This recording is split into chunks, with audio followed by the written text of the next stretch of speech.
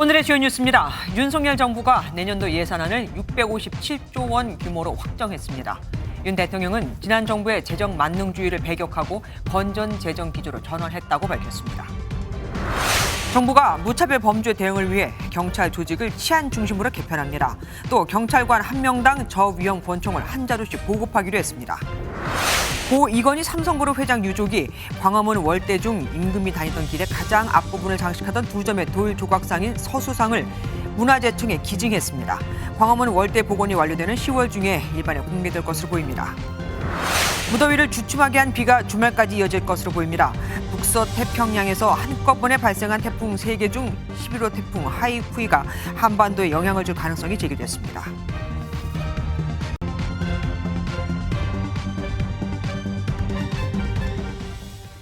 나라가 거덜나기 일보 직전에 정권을 인수했다. 뜯어보면 다 분식이다. 어제 윤석열 대통령이 국민의힘 연찬회에서 지난 정부의 나라 살림에 대해 그야말로 독설을 쏟아냈죠. 오늘 국무회의에서도 예산안을 설명하며 지금 정부는 건전 재정 기조를 지켜내겠다고 재차 강조했습니다. 내년 총선을 생각하면 돈을 푸는 게 맞지만 미래 세대에게 재정 부담을 떠넘겨서는 안 된다면서요. 첫 소식 김태희 기자가 보도합니다. 선거 때 표를 얻기 위해서 막 벌려놓은 건지 그야말로 나라가 정말 거덜이 나기 일보 직전에. 어제 국민의힘 연찬회에서 윤 대통령의 전 정부를 겨냥한 발언입니다. 벌려놓은 사업만 많고 전부 분식회계인 부실기업으로까지 비유했습니다.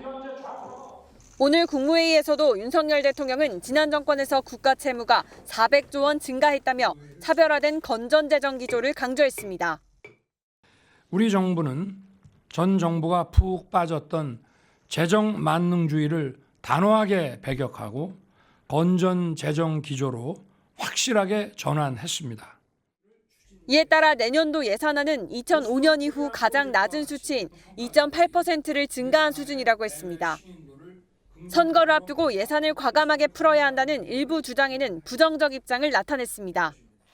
미래 세대에 재정 부담을 떠넘기고 국가 신인도 하락으로 이어질 것이라는 겁니다. 윤 대통령은 정치 보조금이나 이권 카르텔에서 삭감한 예산을 약자 복지나 미래 산업에 더 투자하겠다고 강조했습니다. MBN 뉴스 김태희입니다. 방금 들으셨다시피 내년 예산은 올해보다 달랑 2.8% 늘어 돈이 모자랍니다. 모자란 돈은 허리띠를 졸라매 메꾸기로 했죠. 우선 전 정권에서 남발됐다고 보는 R&D 예산과 국가보조금 등 23조 원을 삭감하고 남북협력기금 예산을 줄이며 잼버리 파행 사태를 낳았던 새만금 SOC 예산을 깎는 식입니다. 올해 예산이 전 정부 때와 어떻게 다른지 이교욱 기자가 비교해드리겠습니다.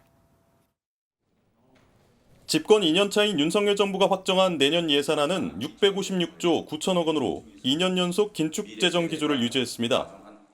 확장 재정을 이어갔던 문재인 정부 때인 2018년에서 2022년 예산안의 증가율이 연 7%에서 9%대였는데 그때와 비교하면 3분의 1에 불과합니다. 부족한 재원은 대대적인 지출 구조 조정을 통해 23조 원을 충당하기로 했습니다. 전 정부 시절 부정수급이 적발됐던 보조금을 4조 원 줄였고 이권 카르텔과 비효율성 문제가 지적된 R&D 예산도 5조 원 가까이 삭감했습니다. 양대 노총에 지급되던 노동조합 지원금도 사실상 폐지됐고 남북협력기금 예산도 28% 감액됐습니다. 잼버리 파행 사태를 낳았던 새만금 SOC 예산도 4분의 1 토막이 났습니다. 반면 사회복지 예산과 SOC 예산, 노인 예산은 대폭 늘어났습니다. 기초생활수급자의 생계급여를 역대 최대폭인 21만 원 올리고 지원 대상도 4만 가구가량 늘립니다. 공고은 노인 일자리도 역대 최고 수준인 14.7만 개를 늘려 103만 명에게 일자리를 제공하고 수당도 6년 만에 최대 월 4만 원 인상됩니다. 모든 재정 사업을 원점에서 하나하나 꼼꼼히 재검토하여 낭비 요인을 철저히 제거하고 절감한 재원을 꼭 필요한 곳에 제대로 선심성 예산을 과감히 잘라내고 허리띠를 졸라맨 예산이지만 자칫 내년까지 이어질 것으로 우려되는 경기 침체에 제대로 대응하지 못하는 것 아니냐는 우려의 목소리도 있습니다. MBN 뉴스 이교욱입니다.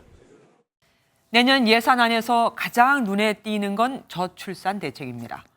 혼인율과 출산율을 높이기 위해 정부는 육아휴직 기간을 18개월로 늘리고 공공주택 분양과 임대에서도 신생아 출산 가구를 우선 배정하기로 했습니다. 영세 아기가 있는 집엔 매달 100만 원씩 주고요. 대중교통을 이용하는 청년들의 교통비 부담도 대폭 줄여주기로 했습니다. 이어서 안병욱 기자가 보도합니다. 서울의 한 산부인과입니다. 평일 오후인 걸 감안해도 좌석은 대부분 비어있고 대기 인원도 1명뿐입니다. 옛날에는 당연히 한 둘까지는 낳는 분위기였는데 요새는 하나만 낳겠다는 사람도 많고요. 확실히 10년 전에 비해서는 엄청 산모의 나이가 많이 증가한 거예요. 조사 결과를 보면 최근 10년간 결혼하겠다는 청년은 3명 중 1명에 불과했고 아이를 낳지 않겠다는 응답은 절반에 달했습니다. 이대로 가면 국가적 재앙이 될 것이라는 경고등이 켜지자 정부도 저출산 해결에 더 많은 예산을 투입하기로 했습니다. 먼저 부모 모두 3개월 이상 육아휴직을 사용하면 육아휴직 유급 지원 기간이 기존 1년에서 1년 6개월로 늘어납니다.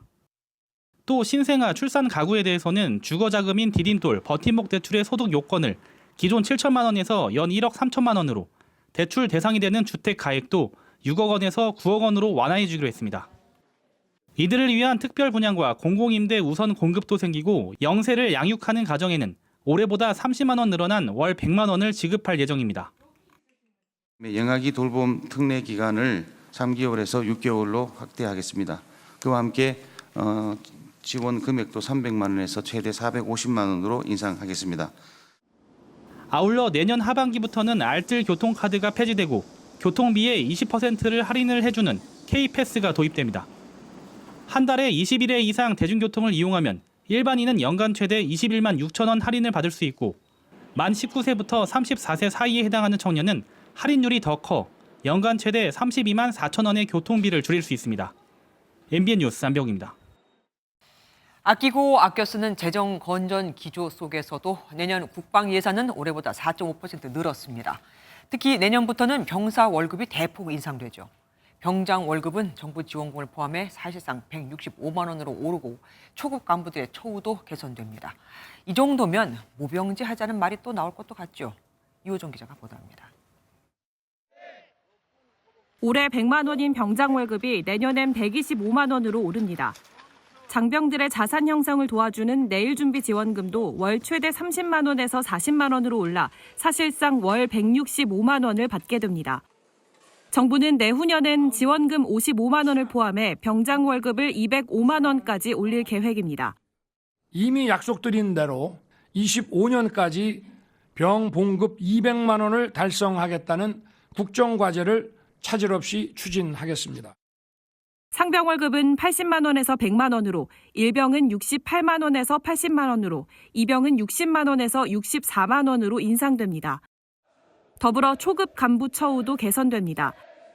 장교와 부사관의 단기 복무 장려금을 33% 올려 장교는 1,200만 원, 부사관은 1,000만 원을 받게 됩니다. 또 3년 이상 간부에게 지급되던 주택수당도 내년부터는 모두 지급됩니다. 병사 월급 인상에 따라 간부들의 열악한 처우가 부각된다는 우려를 반영한 조처입니다. 국방부는 앞으로 시간 외 수당이나 특수지 근무 수당을 올리는 방안을 검토한다는 방침입니다. MBN 뉴스 유호정입니다.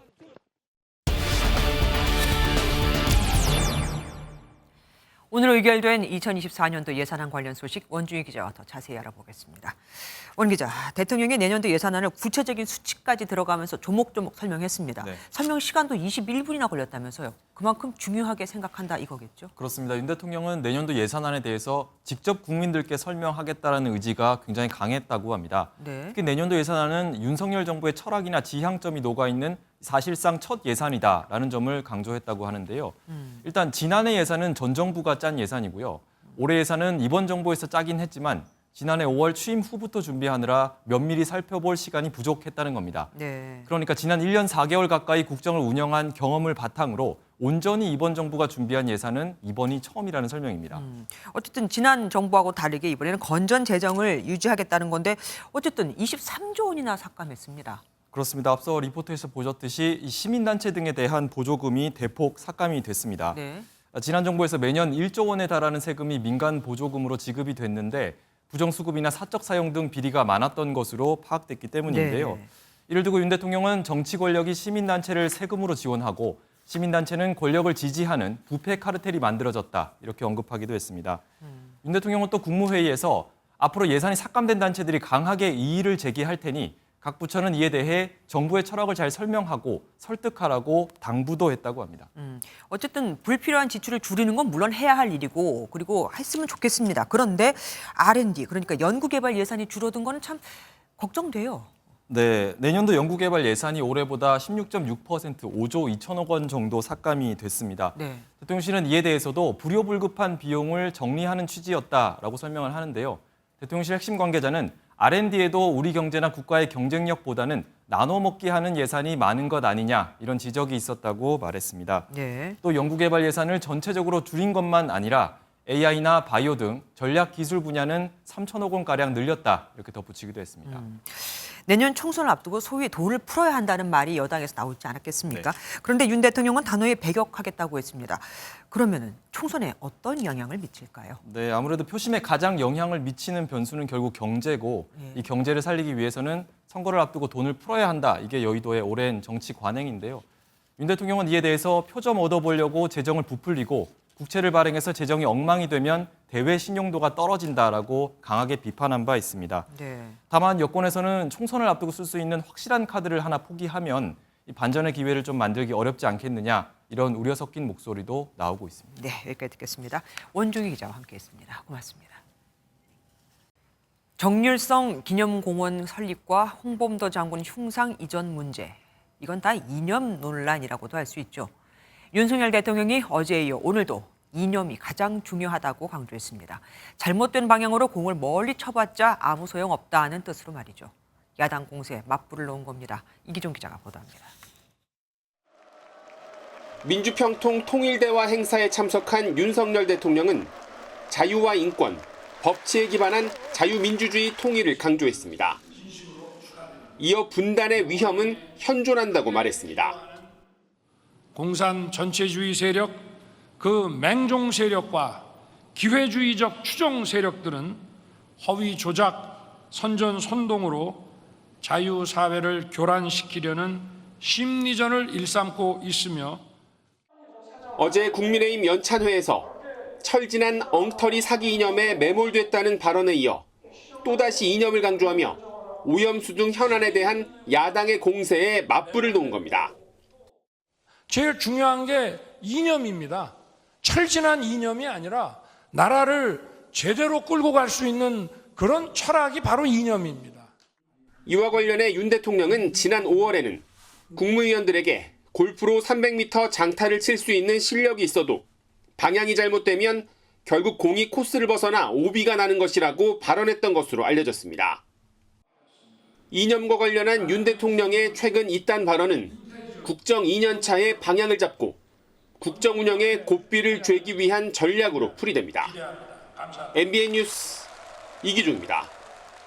이재명 더불어민주당 대표는 홍범도 장군의 묘역을 찾아 참배했습니다. 대통령이 이념을 강조하자 맞불, 아니 거의 싸우자, 한번 해보자는 듯이 말이죠. 안보람 기자가 보도합니다. 강원도 원주에서 1박 2일 워크숍을 마친 이재명 더불어민주당 대표가 예정에 없이 향한 곳은 국립대전현충원입니다.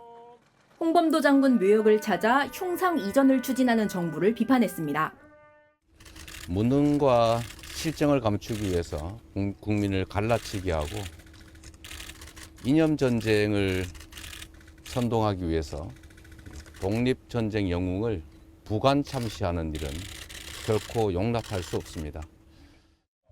SNS에도 광복 전쟁 영웅 흉상 철거는 국민 편가르기 이념 전쟁용 부관 참시, 매국 행위라고 썼습니다. 윤 대통령의 이념 발언에 맞불을 놓은 겁니다. 홍범도 장군 기념사업회 이사장인 민주당 우원식 의원은 독립운동가 후손들과 육군 사관학교를 찾았습니다.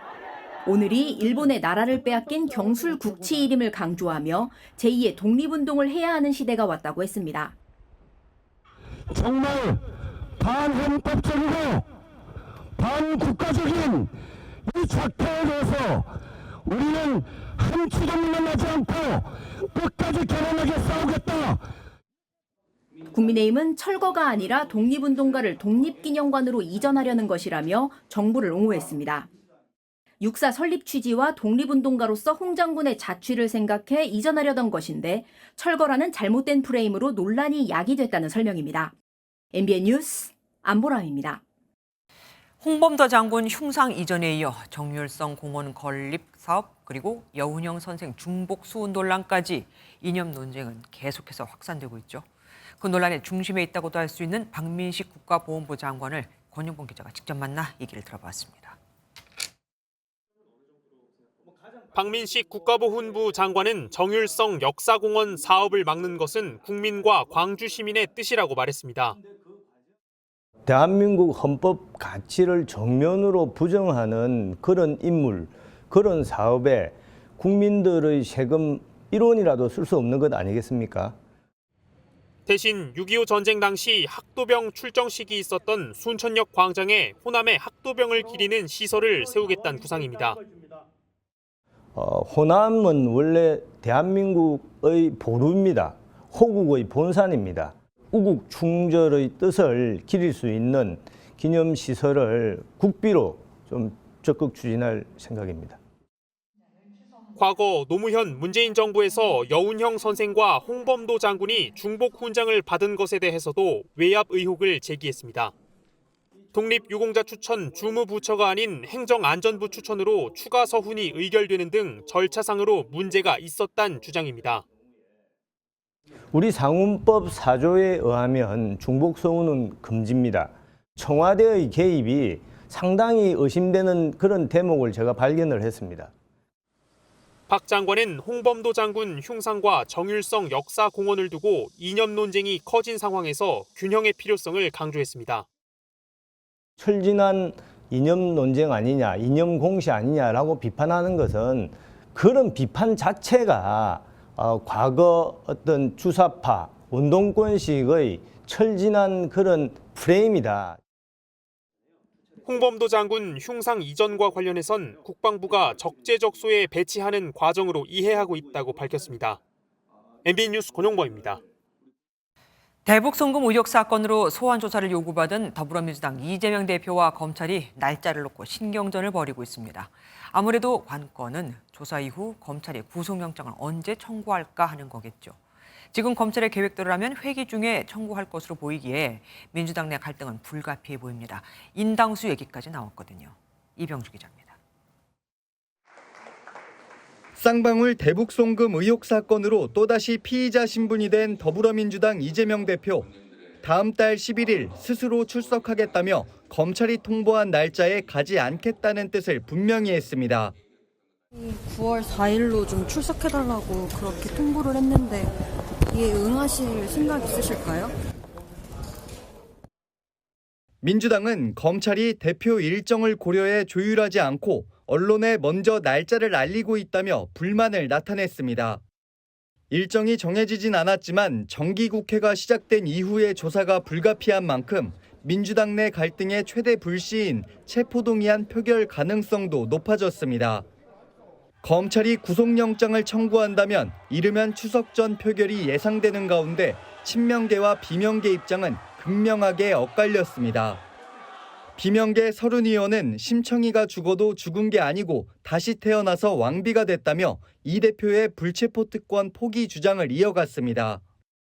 친명계에선 당이 체포동의안을 부결시켜야 한다는 목소리가 나왔습니다. 이런 무도한 검찰의 포갑 앞에서는 저는 민주당이 똘똘 뭉쳐서 저는 부결시켜야 된다 이렇게 생각합니다. 당초 검찰이 출석을 통보했던 내일 이재명 대표는 전남에서 현장 최고위를 열고 정부 여당을 향한 공세를 이어간다는 계획입니다. MBN 뉴스 이병주입니다. 사법부를 통합해 공통 비전을 실현하겠다. 아니 사법부가 언제는 나뉘어 있었나 싶으실 텐데 내부에서는 그렇게 나뉘었다고 보는 시각이 많습니다. 아니 적어도 이균용 대법원장 후보자는 그렇다고 보기에 저런 말을 한 거겠죠. 김명수 현 대법원장이 도입한 여러 제도로 인해서 말입니다. 때문에 취임하면 바로 김명수표 사법정책을 개혁할 듯합니다. 그러면서도 재산 축소 신고 의혹 등 갖가지 의혹에 대해선 잘못한 게 없다고 일축했습니다. 길기범 기자입니다. 인사청문회 준비를 위해 첫 출근한 이균용 대법원장 후보자. 가장 시급한 현안으로 또 사법부 신뢰 회복을 꼽았습니다. 그러면서 한 사람이 아닌 구성원 전체가 힘을 합쳐야 해결할 수 있다며 김명수 대법원장 체제 개혁을 암시했습니다. 사법부 구성원 전부를 통합하고 화합시켜가지고 그 비전을 실현하기 위해서 판사들이나 재판부 구성원 전원이 충실하고 신속한 재판을 실현할 수 있도록. 특히 김 대법원장 체제에서 문제로 지적된 재판 지연 문제를 맨 먼저 손볼 것으로 보이는데 이를 위해 인사체제 등을 개선할 것으로 보입니다. 김 대법원장이 시행한 고법 부장판사 승진제도 폐지 정책이나 법원장 후보 추천제 등이 수정될 가능성이 제기됩니다. 이 후보자는 서울에 거주하며 부산 농지 등을 산 농지법 위반 의혹과 용산 아파트 값을 9년 동안 같은 가격으로 신고해 불거진 재산 축소 신고 의혹 등에 대해선 선을 그었습니다. 당시의 법령에 따라서 맞게 다 행동했다고 생각하고 제 생각에는 잘못한 것이 없다고 생각하고 있습니다. 또 처가 회사의 비상장 주식을 보유했지만 재산 등록에 포함되는 것으로 시행령이 변경된 사실을 몰라 신고를 못했다며 문제가 되면 매각하거나 백지 신탁하겠다고 밝혔습니다. MBN 뉴스 길기범입니다. 금융감독원이 문재인 정부 당시 환매 중단 사태를 빚었던 3대 펀드 의혹을 들춰내면서 검찰도 다시 이 사건들을 들여다보고 있죠. 그런데 이 3개 펀드는 비슷한 점이 참 많습니다. 우선 모두가 투자자를 안심시켜 어마어마한 돈을 투자받았다는 겁니다. 옵티머스 펀드는 안정적인 공공기관 채권에 투자한다더니 아니었고, 디스커버리는 안정적인 해외 채권에 투자한다더니 2,500억 원 손실, 라임도 별반 다르지 않았죠. 뿐만 아니라 셋 다 부실로 환매 중단 사태가 벌어졌습니다. 또한 공교롭게도 3개 펀드 모두 문재인 정부 청와대 또는 민주당과 관련된 인물들이 직간접적으로 연결돼 있었죠. 문재인 정부 당시인 2020년 증권범죄합수단이 폐지됐죠. 검찰은 이때를 전후해 미처리된 사건에 대해서 전반적으로 파헤칠 예정입니다. 전 합수단 관계자는 MBN과의 통화에서 실제로 당시 합수단이 폐지돼 수사하려다가 하지 못한 부분이 꽤 많았다고 밝혔습니다. 신영빈 기자가 단독 보도합니다. 금융감독원에서 3대 펀드 사건 재조사 결과를 넘겨받으며 검찰이 라임펀드 등 환매 중단 펀드에 대한 본격 재수사에 나섰습니다. 검찰은 지난 24일 금감원을 압수수색해 라임 자산운용의 펀드 환매와 관련한 당국의 검사 기록을 확보했습니다. 증권범죄합동수사단이 속한 서울남부지검 관계자는 지난 2020년 문재인 정부 시절 합수단이 해체되며 관련 수사 속도가 느려졌다며 형사범죄 혐의에 대해서는 제약 없이 들여다볼 수 있는 만큼 금감원의 업무 범위가 아닌 내용까지도 샅샅이 살피겠다고 밝혔습니다. 라임 등 3대 펀드 의혹 전반에 관해 철저히 수사하겠다는 취지로 풀이됩니다. 문재인 정부 당시 근무했던 합수단 관계자는 MBN과의 통화에서 지난 2020년 합수단이 해체되며 수사에 미진한 부분이 있었던 게 사실이라고 밝혔습니다. 또 이번 수사팀이 미진했던 점을 잘 보완해 줄 것으로 믿는다고 전했습니다. 합수단 폐지로 방해를 받아 많은 수사를 하지 못했다는 겁니다. 검찰은 우선 라임이 환매 중단 직전인 2019년 8월경 다선 국회의원 등 특정 투자자에게 특혜성 환매를 해줬다는 의혹을 규명하기 위해 자금 흐름과 환매 배경 등을 들여다보고 있습니다. 검찰 수사에 따라 정치권의 파장이 예상됩니다. MBN 뉴스 신영빈입니다. 김상희 더불어민주당 의원은 라임펀드 환매 중단 직전에 투자금을 회수한 건 미래에셋증권의 권유덕이라고 했었죠. 그럼 여기서 하나 궁금한 점이 생깁니다. 미래에셋은 환매 중단 정보를 사전에 어떻게 알았을까 하는 겁니다. 미래에셋은 그 당시에 우연의 일치였다고 하고 있지만 말입니다. 라임펀드는 이들 가입자에게 투자금을 돌려주는 과정에서 돈이 모자라자 불법으로 회사 고유 자금까지 동원해 환매 날짜에 돈을 맞춰주기까지 한 것으로 드러났습니다. 최은미 기자가 보도합니다. 특혜 환매 의혹에 김상희 더불어민주당 의원은 미래에셋증권의 권유를 따랐을 뿐이라고 주장하고 있습니다. 16명이 라임 마티니 사호 펀드를 투자를 했고 이들 모두가 미래에셋의 권유를 받아들여서 동시에 환매를 했습니다. 자신만 환매 권유를 받은 게 아니라는 입장인데 결과적으로 이들은 일반 투자자들과 달리 환매 중단 직전 투자금을 회수해 손실을 면했습니다. 미래에셋증권에 대해 검사를 벌이고 있는 금융감독원이 중점적으로 들여다보는 부분입니다. 금감원은 우선 미래에셋이 가입자들에게 어떤 식으로 환매를 권유했는지 살펴볼 예정입니다. 환매 권유 직전 라임 측과 오간 이야기가 있는지, 특히 환매 중단 정보를 먼저 듣고 움직인 것 아닌지도 확인할 방침입니다. 이와 별개로 환매 중단 선언으로 투자금을 하나도 찾지 못한 피해자들은 김 의원이 가입한 라임 마티니 4호 펀드 자체가 특혜라고 주장합니다. 김 의원의 펀드는 환매를 신청하면 5일 뒤 돈을 돌려받는 조건인데 다른 투자자들은 한 달 뒤에 돌려받을 수 있었다는 겁니다. 이상한 거죠, 설계부터가. 처음부터 이분들한테는 뭐 무슨 수를 써더라도 돈을 언제든지 위험하면 빨리 돌려주겠다라는 목적이 있지 않으면 그런 설계가 안 되고, 그게 또 결국 입증이 된 거잖아요. 실제로 김 의원과 비슷한 시기 환매를 신청한 다른 투자자는 돈을 돌려받기 위해 한 달을 기다리다 환매 중단 사태가 터지며 한 푼도 돌려받지 못한 것으로 알려졌습니다. 미래에셋 측은 이미 조사기관의 조사가 개시된 것으로 안다며 조사 협조나 자료 요청이 있을 시 적극 협력할 것이라고 밝혔습니다. MBN 뉴스 최은미입니다. 모든 현장 경찰들에게 저위험 권총이 보급됩니다. 기존 389경 권총의 10분의 1 수준의 위력으로 살상력을 낮춘 총인데 허벅지를 쏴도 5cm 정도만 박혀 뼈가 다치지 않는다고 합니다. 김태현 기자의 설명 들으시고 뉴스 추적에서 더 자세히 알아보겠습니다. 윤석열 대통령이 국무회의에서 묻지마 범죄의 대응책으로 저위험 권총 보급을 약속했습니다. 모든 현장 경찰에게 저위험 권총을 보급하고 101개 기동대에게 흉기 대응 장비를 신규 지급할 것입니다. 저위험 권총은 기존 경찰의 전기 충격기와 389경 권총의 대체 총기로 개발됐습니다. 보기에는 일반 권총과 큰 차이는 없지만 무게는 515g으로 기존 389경보다 약 40% 가볍고 탄두도 금속이 아닌 플라스틱으로 만들어졌습니다. 위력은 389경의 10분의 1 수준인데 총알의 관통 깊이도 6cm 정도로 살 속에 박혀도 뼈가 부러지지 않도록 했습니다. 사격 훈련을 해본 결과 반동도 좋고 가벼워서 현장에 안정적으로 운영할 수 있겠다라는 기대를 가지고 있습니다. 개발업체는 지난해 8월 안전성 검사가 끝났다고 밝혔습니다. 실제 사용을 통해서 내구도와 정확도 등의 성능 향상을 진행 중에 있는데 살상력은 최소화하고 제압 효과는 극대화하는 방향으로. 경찰청은 지구대와 파출소에 근무하는 경찰관에게 저위험 권총을 우선 보급해 2인 1조 근무 시 한 명은 권총, 다른 한 명은 저위험 권총을 지니도록 할 계획입니다. MBN 뉴스 김태형입니다. 사회부 이기영 기자와 뉴스 추적해 보겠습니다. 어서 오십시오.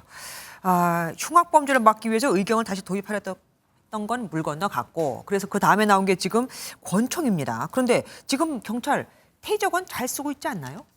네, 맞습니다. 지난 2005년 경찰은 총기 사용으로 인한 인명사고를 줄이겠다며 발사형 전기 충격기인 테이저건을 도입했죠. 하지만 이 안전을 위해 도입된 테이저건도 위험성 논란이 제기돼 왔습니다. 지난 2010년 인천에서는 한 남성이 경찰이 쏜 테이저건을 맞고 쓰러지면서 자신이 든 흉기에 찔려 사망했는데요. 테이저건의 위험성이 저 정도니 실탄의 위험성은 말할 것도 없겠죠. 네. 지난 1997년 3월 서울 마포구에서는 차량 절도 용의자가 경찰이 쏜 실탄을 복부에 맞고 사망했습니다. 저위험 권총을 받으면 경찰은 그러면 기존에 사용하던 실탄과 공포탄은 못 쓰는 겁니까? 그건 아닙니다. 해당 권총을 개발한 업체에 따르면요, 저위험 권총은 기존에 경찰이 사용하던 공포탄과 실탄도 모두 쏠 수 있도록 설계됐다고 합니다. 그러면 지금 권총으로는 저위험 총알은 못 쓰는 거고요? 네, 하지만 반대로 현재 경찰이 사용하는 권총으로는 저위험탄을 쏠 수 없도록 설계가 됐다고 합니다. 그러면 저위험 총알뿐만 아니라 저위험 권총을 도입해야 한다는 건데, 그러면 경찰이 현재 사용하는 권총은 또 어떻게 되는 겁니까? 네, 결론부터 말씀드리면 저위험 권총을 도입해도 곧바로 테이저건과 기존 권총을 사용하지 않는 건 아닙니다. 저위험 권총이 공포탄과 실탄 호환이 된다고는 하지만 경찰은 이를 저위험탄 전용으로만 사용하겠다고 밝혔습니다. 하나의 총에 여러 탄이 들어가면 오발 사고가 일어날 수 있기 때문인데요. 네. 현재 지구대 파출소 직원들은 2인 1조로 출동을 나가면서 한 사람은 테이저건, 다른 한 사람은 권총을 착용하고 현장에 나가는데 경찰 측은 저위험 권총 도입 때 장비 운영을 어떻게 나눌지 협의할 예정이라고 밝혔습니다. 그런데 앞서 윤 대통령이 말하기를 경찰관 1명당 권총 1정, 그러니까 1인 1총기 지급을 명령했거든요. 그럼 이건 언제쯤 다 실현이 될까요? 네, 우선 말씀드려야 될 부분이요. 1인 1총기 지급이라고 해서 14만 경찰 전원에게 지급되는 건 아닙니다. 아, 그래요? 네, 지급을 받는 경찰은 앞서 리포트에서 보신 대로 지구대 파출소 근무자 5만 명을 이야기하는 건데요. 또 그렇다고 5만 명당 한정씩 총 5만 정이 보급되는 것도 아닙니다. 그래요? 지구대 파출소의 경우 직원들이 교대 근무를 하잖아요. 네. 그러니까 교대 후 근무에 투입된 이들이 모두 사용할 수 있도록 총 약 2만 9천 정을 보급하겠다는 겁니다. 내년까지 507천 정 보급이 목표라고 밝힌 경찰은 3년 안에 1인 1총기 보급을 완료한다는 방침입니다. 아무래도 이 실제로 총을 사용할 경찰관들의 반응이 중요하지 않겠습니까? 반응이 어떻던가요? 네, 대체로 부정적인 평가가 그래요? 많았습니다. 네, 경찰관이 현장에서 총기를 사용하면 그 책임을 온전히 자신이 져야 된다는 겁니다. 꼭 나중에 손해배상 소송 같은 게 들어오니까 민사소송이나 그런 데 휘말려서 또 시달리지. 앞서 경찰이 테이저건과 총기로 제압한 이들이 사망한 사례 소개해드렸죠. 두 사례 모두 경찰관이 허용 범위를 넘어 총기를 사용했다며 손해배상을 해야 된다는 판결이 나오기도 했습니다. 네. 정부와 국가가 그 적극적인 소송에 관한 지원 또는 사용에 있어서 책임에 대한 경감 등의 그 인프라도 함께 병행이 되어야 될 필요. 무작정 총을 지급하기보다는 총을 쏜 이후 행정적인 책임 등을 완화해주는 조치가 우선되어야 한다는 겁니다. 그러니까 있지만 쓸 수 없는 건 장식품밖에 안 될 것이다, 이 얘기네요. 지금까지 이규영 기자와 함께했습니다.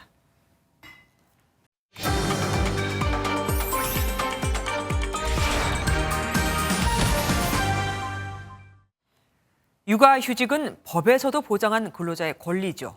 앞으로 육아휴직 기간을 더 늘리게 하겠다는 정부의 발표도 나왔고요. 그런데 30대 남자 회사원이 육아휴직을 신청했다가 회사로부터 퇴사를 강요받았습니다. 정부가 아이 키우기 좋은 사회를 만든다며 대책을 내놓으면 뭐합니까? 현장은 이런데요. 강세훈 기자입니다. 중소기업에 3년째 다니는 김현태 씨. 최근 둘째가 태어나자 육아휴직을 신청했습니다. 3살짜리 딸이 하나가 있고 저번 달에 태어난 1살짜리 딸이 있는데 와이프 육아휴직이 이제 만료가 거의 다 되었고 몸이 안 좋아가지고. 하지만 회사는 육아휴직 신청을 받아주지 않았습니다. 보고를 들었는데 여기서 일단 판례를 다한 거 쉽게 말하면 분명히 내용을 말을 하라고 했었어. 네. 김 씨는 계속 항의했지만 돌아온 답변은 황당합니다. 네가 돈을 벌어야 가정이 운영이 될 거 아니냐. 근데 너는 가정이 우선이야. 그것도 괘씸한 거야. 회사는 김 씨에게 퇴사까지 강요했습니다. 판단을 좀 빨리 해줬으면 좋겠어. 네가 만약에 가족을 지킬 것 같으면 퇴사하고 나가는 게 맞고. 육아휴직을 이유로 해고 등 불이익을 주는 경우에는 사업주가 3년 이하의 징역 또는 3천만 원 이하의 벌금에 처해질 수 있습니다. 회사 측은 중간에서 말이 잘못 전달돼 발생한 일이라고 해명했습니다. 과연 누가 관리를 했냐. 회사에 사는데 저 밑에서 실무자들끼리는 별 얘기를 다 할 수도 있는 거예요. MBN 취재가 시작되자 회사는 뒤늦게 김 씨가 낸 육아휴직 신청을 승인했습니다. MBN 뉴스 강세훈입니다. 고등학생 딸, 중학생 아들을 살해한 비정한 아버지가 경찰에 긴급 체포됐습니다. 자신도 극단적 선택을 시도했지만 미수에 그쳤습니다. 강진우 기자입니다.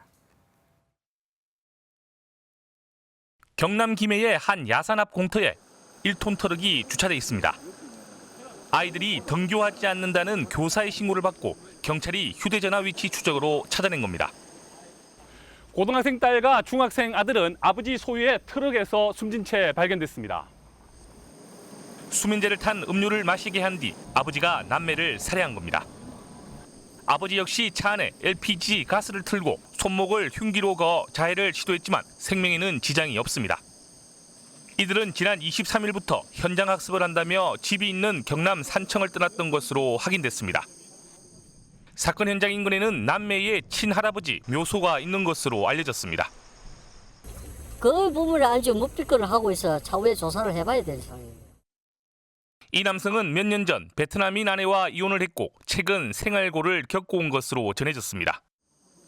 경찰은 아버지에 대해 살해 혐의로 구속영장을 신청하고 남매는 부검을 할 계획입니다.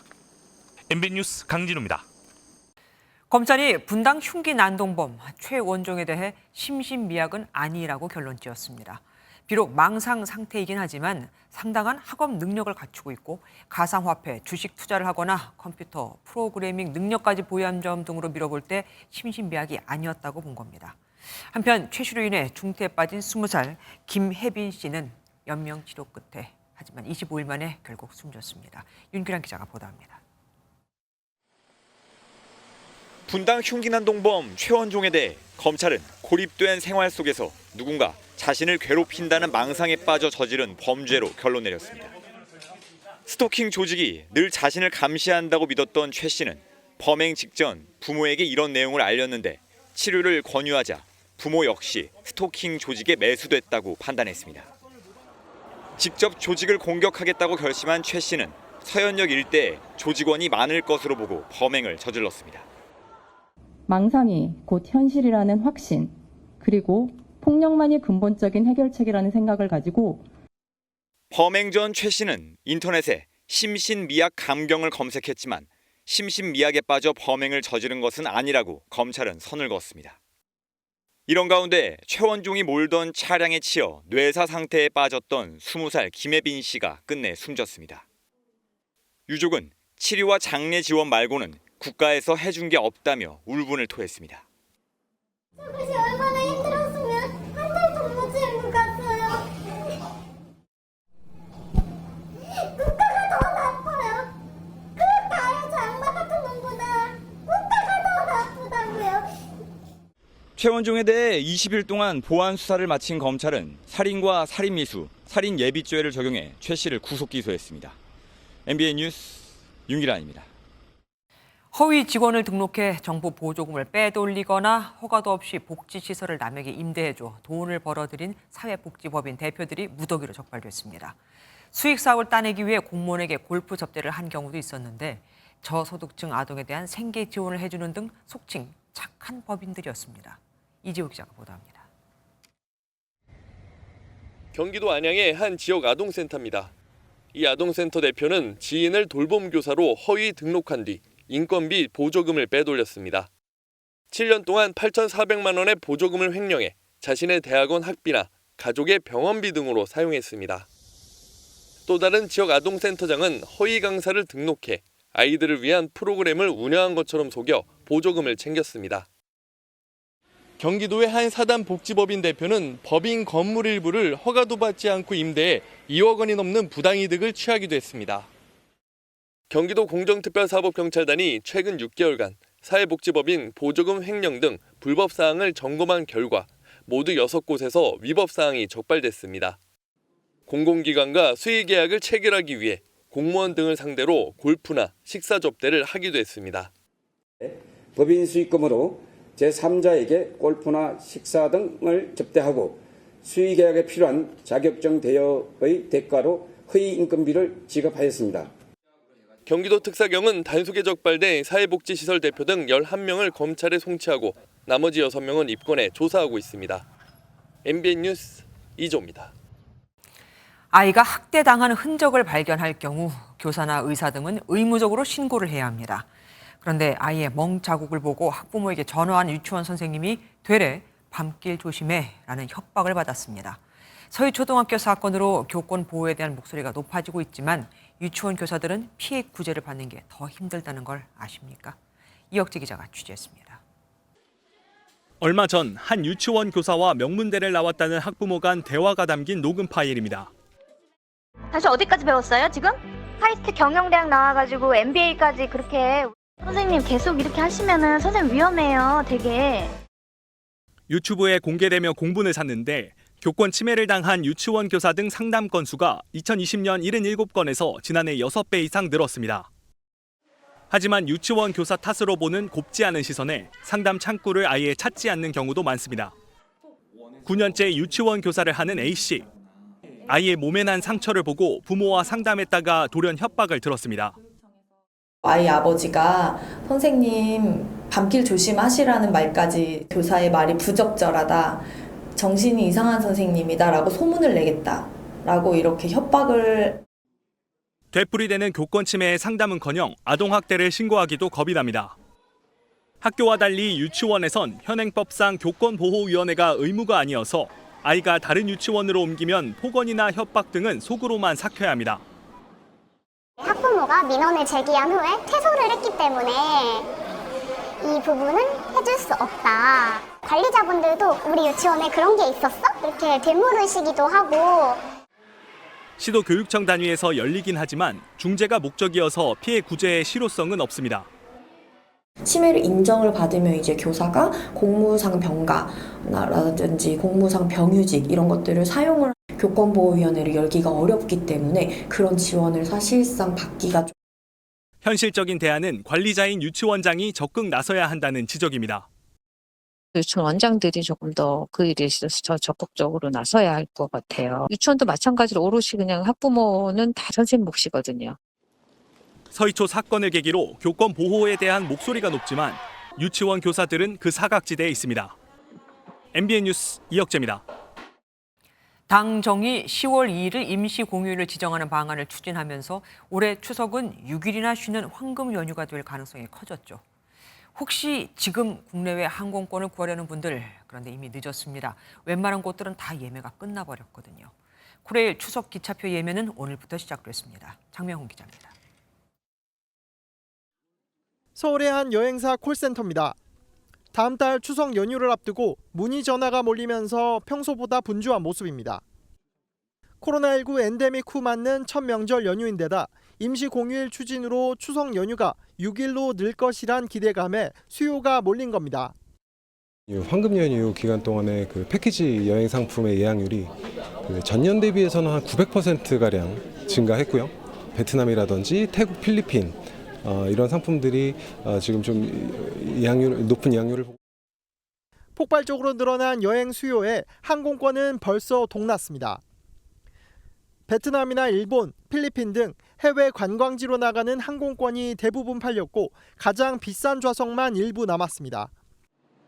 제주도로 가는 국내 항공권 예약률도 80%에서 90%로 사실상 매진이 임박했습니다. 특히 6일 휴가 기대감에 비행 시간이 긴 지역을 가려는 수요도 늘었습니다. 유럽으로 가기로 했습니다. 제 가족 구성원 중에 한 명이 유럽에 헝가리에 있어가지고 추석 연휴도 길다 보니까 다 같이 가기로 했습니다. 명절 귀성길 기차표 예약도 시작됐습니다. 30일은 경부선과 경전선, 31일은 호남선, 전라선, 장항선 등 열차를 오전 7시부터 오후 1시까지 구간별로 예매할 수 있습니다. 수서 고속철 SRT 귀성길 예매는 다음 달 5일부터 사흘간 진행됩니다. MBN 뉴스 장명훈입니다. 여름이 끝나가는 이때 다시 장마 전선이 만들어져 곳곳에 집중호우를 뿌리고 있습니다. 모레, 그러니까 금요일까지 최고 200mm의 집중호우가 내린다는 예보도 나와 있죠. 그런데 이게 다가 아닙니다.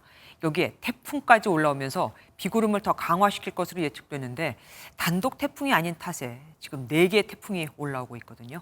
진로와 강도는 변동성이 큽니다. 최돈희 기자가 보도합니다. 앞이 보이지 않을 정도로 세찬 빗줄기가 쉴 새 없이 쏟아집니다. 도로마다 전조등을 켠 차량들이 적지 않고 곳곳엔 물이 고였습니다. 서쪽에서 비구름을 몰고 온 저기압 때문인데 이후엔 정체전선이 만들어지며 비는 계속됩니다. 오전에 내린 비로 이곳 광화문 치국위에도 보시는 것처럼 물이 가득 찼습니다. 강수 집중도가 높아 짧은 시간에도 비가 강하게 내리기 때문입니다. 지역별로 비가 집중되는 시간은 수도권과 강원 영서는 오늘 밤사이, 남부와 지리산 부근은 내일, 경남 남해안은 모레까지입니다. 이번 비 역시 곳에 따라 시간당 30mm가 넘는 국지성 집중호우가 될 것으로 보입니다. 예상되는 비의 양은 경남 남해안엔 많게는 200mm 이상, 전남엔 150mm 이상, 전북은 120mm 넘게 내리는 곳이 있겠습니다. 다량의 수증기가 유입되는 남해안 중심으로 많은 비가 내리겠습니다. 특히 경남 남해안에는 최대 200mm 이상의 많은 비가 내리는 곳도 있겠습니다. 여기에 북상 중인 11호 태풍 하이쿠이와 북태평양 고기압 사이로 수증기가 유입되면서 비구름이 강화될 수 있습니다. 특히 중국 남동부를 향하고 있는 매우 강한 태풍 9호 사올라가 하이쿠이와 가까워지면 두 태풍이 서로 영향을 주고받으며 강도와 진로에 영향을 줄 가능성이 높아집니다. 후지와라 효과 때문입니다. 경로에 영향을 미쳐서 불확실성이 커진다. 태풍 간의 상호작용하면서 더 진로 예측이 힘들어진다 이렇게. 기상청은 태풍의 강도와 진로 변동성이 여전히 큰 상태라며 이번 주 후반이 돼야 보다 정확한 예측이 가능할 것으로 전망했습니다. MBN 뉴스 최동입니다. 지구촌이 이상기후로 몸살을 앓는 가운데 프랑스에선 폭우로 산사태까지 발생했습니다. 프랑스 인접국인 이탈리아 알프스에서는 8월에 첫눈이 내렸습니다. 무지무지 무덥다가 이틀 만에 기온이 20도 이상 뚝 떨어져 버린 겁니다. 송준 기자가 보도합니다.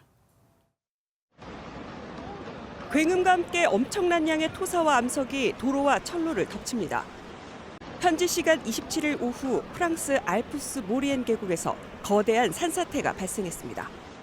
한동안 기승을 부리던 폭염이 지나고 주말에 내린 폭우로 지반이 약해져 무너져 내린 겁니다. 이번 사고로 프랑스와 이탈리아를 오가는 열차 운행이 현재까지 중단된 상태입니다.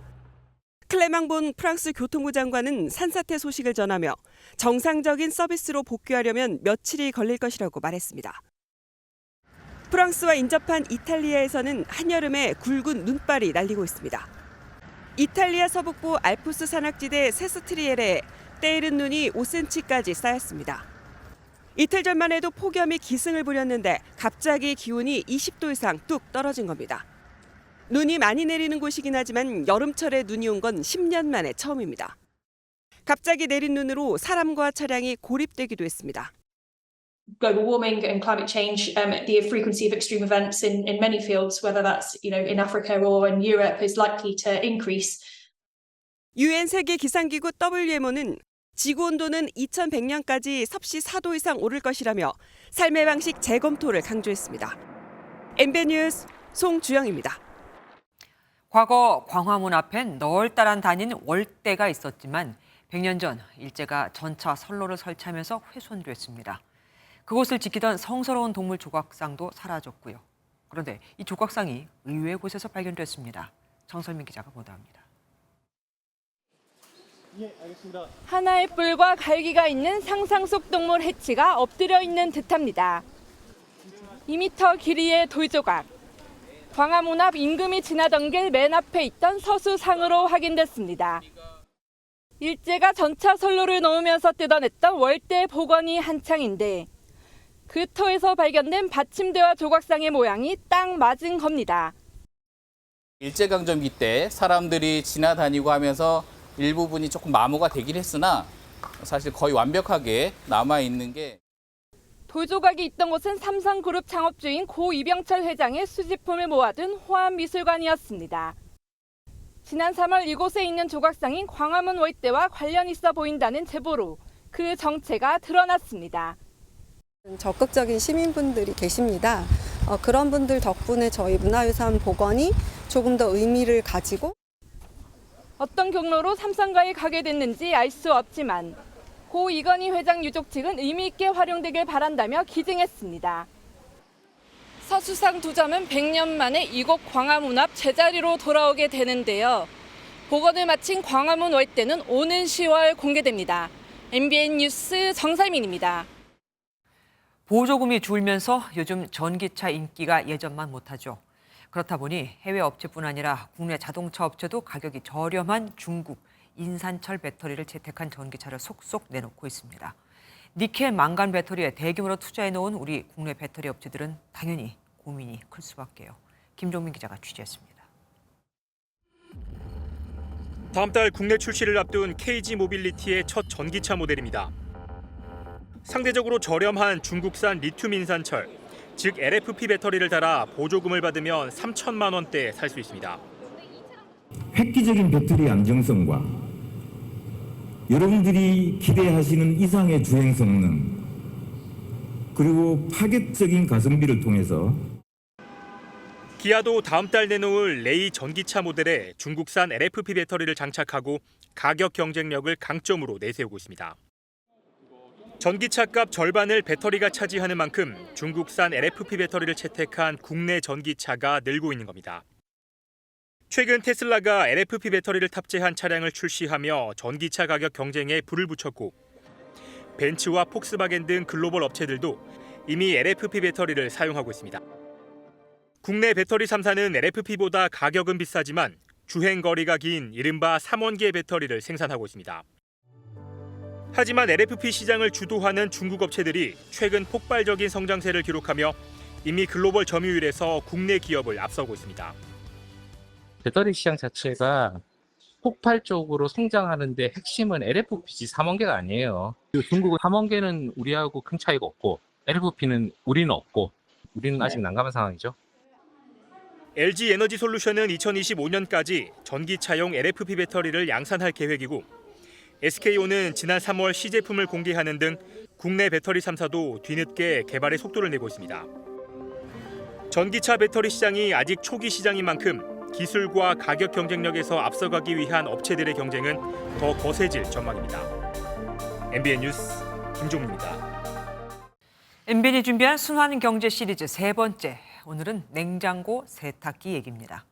10년, 20년 쓴 냉장고, 세탁기가 다시 새 가전 부품으로 재탄생하고 있거든요. 쓸 수 있는 원자재를 골라 처리를 거쳐 내부 부품이나 외장재로 사용하는 겁니다. 냉장고의 환생 과정을 장가희 기자가 따라가 보았습니다. 세탁기, 냉장고 등 대형 폐품이 산처럼 쌓여 있습니다. 수명을 다한 가전이 새 원자재로 태어나기 위해 모이는 재활용 센터입니다. 폐가전을 회수해서 재활용하고 있습니다. 연간 40만 대의 폐전기 전자제품을 재활용할 수 있는 2만 1,000톤의 소재를 매년 재활용하고 있습니다. 다 쓴 냉장고가 재활용 센터로 입고되면 불필요한 부분은 해체한 후 기계로 파쇄합니다. 이후 진동, 전기, 바람, 자력 등 여러 작업을 거쳐 철이나 플라스틱, 구리, 알루미늄으로 분리합니다. 이 중 플라스틱 원재료만 따로 국숫가락처럼 뽑아 쌀 알갱이처럼 자르고 녹이는데 새 가전에 들어가는 부품으로 만드는 겁니다. 이 플라스틱은 냉장고 내부에 장착되거나 새 가전의 외관에 사용됩니다. 낡은 고철에서 쓸 수 있는 플라스틱만 골라 내부 부품으로 활용한 냉장고입니다. 이처럼 자원을 재활용하려는 시도는 점점 늘고 있습니다. 매년 버려지는 전자제품 40만 톤을 재활용하면 12만 톤의 플라스틱을 만들 수 있습니다. 제품을 설명할 때 폐가전에서 추출한 재활용 플라스틱이 적용됐다는 점을 설명하면 고객들도 긍정적인 반응을 보이고 있습니다. 순환 경제를 통해 생산되는 제품 시장 규모는 오는 2030년까지 4조 5천억 달러, 우리 돈 5,800조 원 규모로 커질 전망입니다. MBN 뉴스 장가입니다. MBN이 튀르키예 대지진 200일을 맞아 기획한 대지진 그 후 두 번째 순서입니다. 여전히 힘겨운 하루하루를 보내는 튀르키예 주민들은 지금 전 세계에서 보내오는 지원으로 버티고 있습니다. 그럼 우리나라를 포함해서 각국에서 건네오는 도움의 손길은 실제로 어떻게 주민들의 일상에 닿고 있을까요? 서영수 기자가 직접 확인해 봤습니다. 임시 텐트에서 지내는 이재민들을 가장 괴롭히는 건 튀르키예의 뜨거운 태양입니다. 제가 방문한 이곳 안타키아의 현재 기온은 40도를 넘나들고 있습니다. 주민들은 이렇다 할 냉방 기구도 없이 매일매일 이런 무더위와 사투를 벌이고 있습니다. 더위에 취약한 아이들은 비위생적인 주거 환경에서 각종 질병에 걸릴 위험이 커집니다. 현지에서 활동하는 구호단체들이 화장실과 샤워 시설 등 위생 지원에 집중하는 이유입니다. Daha önceden hani bu tuvalet, duş, hijyen kitlerinden önce lavabo ihtiyacımızı enkazların arasından geçerek eski yıkık bir yerde yapmaya çalışıyorduk. Hani oradan. 삶의 기반을 잃은 이재민들에겐 영양 공급도 필수입니다.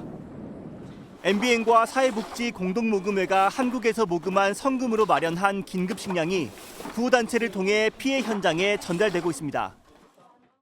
다시금 이제 삶의 희망을 찾는 모습을 볼 때 저희들의 도움이 정말 작지만 큰 힘이 됐구나라는 생각이 좀 들었습니다. 그런 힘으로 이 사람들이 다시 공동체를 건설하고 또 각자의 삶을 살아갈 수 있는 그런 영향물이 될. 이재민들이 받는 건 단순한 식량이 아닌 희망입니다. Ve hani böyle sizin gibi gelen insanları görünce biz daha farklı hissediyoruz ve daha güvenli, hani hala bize farkında olan insanlar var hani. MBN 뉴스 서영수입니다. 근로자 50인 미만의 사업장도 내년 1월이면 중대재해처벌법 시행 대상이 됩니다. 하지만 규모가 작은 중소기업들이다 보니 사업주가 실형이라도 살게 되면 폐업으로까지 이어질 수 있습니다.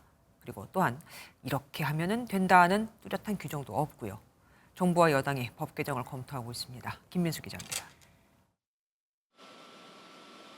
친환경 비닐 제품을 만드는 경기도의 중소기업입니다. 현재 일하고 있는 근로자는 20명으로 내년 1월 27일부터는 중대재해처벌법 처벌 대상이 됩니다. 최근 신사업 확장을 모색하고 있지만 경영진이 처벌될 수 있는 중대법 시행이 변수로 작용하고 있습니다. 특히 어떻게 해야 사고 예방 책임을 다하는 것인지 정보가 없다는 것이 걱정입니다. 갑작스럽게 시행된다면 아주 준비도 안 된 상태에서는 상당히 어려움이 클 수 있다고 말씀드릴 수 있겠습니다. 실제 조사에서도 50인 미만 중소기업 10곳 중 8곳은 중대재해처벌법 시행에 제대로 준비하지 못했다고 답했습니다. 준비를 못한 이유에 대해선 35.4%가 전문 인력 부족을 꼽았고 예산 부족과 의무 이해가 어렵다 순이었습니다. 어떤 결정이라든가 경영은 거의 불가능하다고 볼 것이고 그렇게 되면 그 사업에 몸담고 있는 근로자들은 아마도 이제 도산의 위험에 처해 있는 어떤 업체에서 일하기가 상당히 어려울 겁니다. 이에 여당은 소규모 사업장의 적용 시기를 더 늦추는 방안을 논의하고 있습니다. 법 부칙의 개정이 필요한 만큼 국민의힘은 필요하다고 판단되면 원포인트 개정안이라도 제출하겠다는 입장인 것으로 전해졌습니다. 고용노동부 역시 산업 현장과 노동계 등의 의견을 듣고 있다며 현장의 요구사항을 면밀하게 검토하겠다고 밝혔습니다. MBN 뉴스 김민수입니다.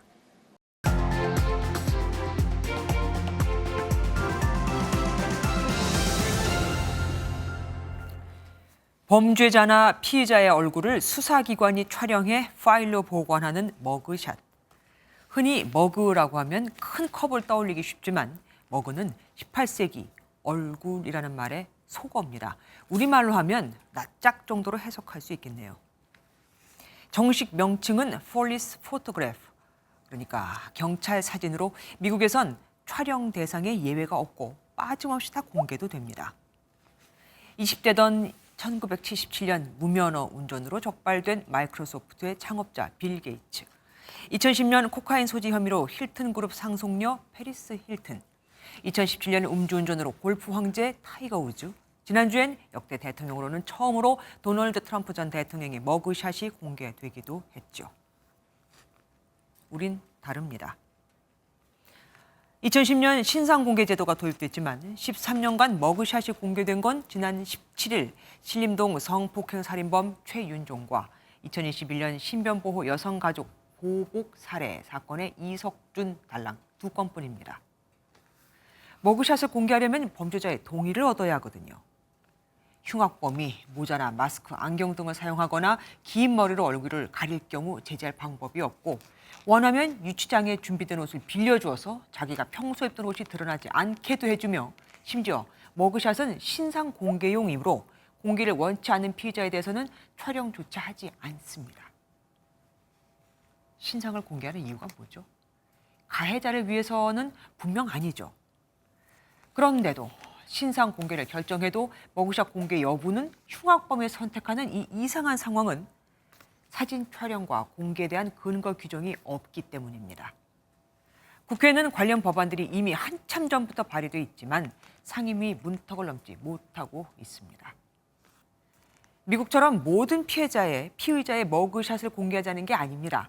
점점 더 잔인하고 무차별적으로 행해지는 흉악 범죄에 맞서서 최소한의 국민의 알 권리를 지켜주자는 겁니다. 추석이 지나면 또 총선 전국이 되겠죠? 정말 국민을 위한 국회라면 이런 법안들부터 처리해야 하지 않을까요?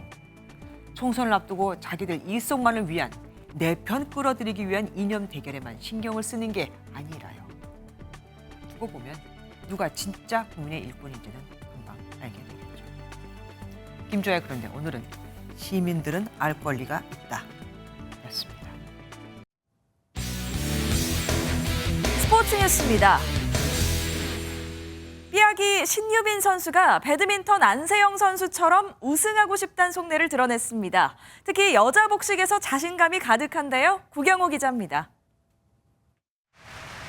2살 위인 배드민턴 여자 세계 1위 안세영이 세계 챔피언에 오른 모습은 여자 탁구 세계 9위인 신유빈에게 동기부여로 다가옵니다. 멋있다? 네, 멋있어요. 그런 멋있는 모습 보여주고 싶은 마음도 좀 있어요. 네, 있어요. 한중일 세계적인 선수들이 총출동하는 평창 아시아 탁구 선수권에 출전하는 신유빈. 안세영처럼 가장 높은 곳에서 포효하는 게 목표입니다. 많은 응원을 받을 수 있으면 좋겠고 더 좋은 경기력으로 보답드리고 싶어요. 특히 세계 1위인 여자 복식은 가장 기대가 큰 종목. 띠동갑 언니 전지희와 찰떡 호흡을 자랑합니다. 유빈이 이번에 부담감도, 그러니까 스트레스도 많이 받는 것 같아요. 여드름도 올라오잖아요. 그냥 아프지 말고 최선을 다하면서 즐겁게. 언니를 믿고 제가 할 수 있는 걸 다 할 테니까 같이 힘내서 좋은 성적 냈으면 좋겠어요.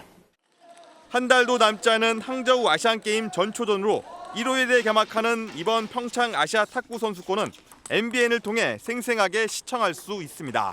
MBN 뉴스 구경호입니다. 저녁이 된 지금 전국 곳곳에 비가 내리고 있습니다. 지금은 전남과 경상권을 중심으로 호우특보가 내려져 있는데요.